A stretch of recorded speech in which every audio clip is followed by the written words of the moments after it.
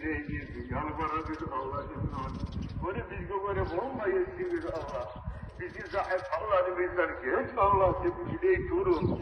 Daha Allah'tan korkun Allah beni işimde çıkmalım. Beni canimle alan zamanla, beni Azrail bana canimle alan zamanla,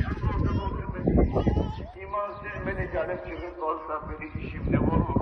Ben Allah'ım kayıta bana gitmeyin. Ben kimden köpeklerle öteyim, senden gayrı köpekçi. Yok mu sen bana de?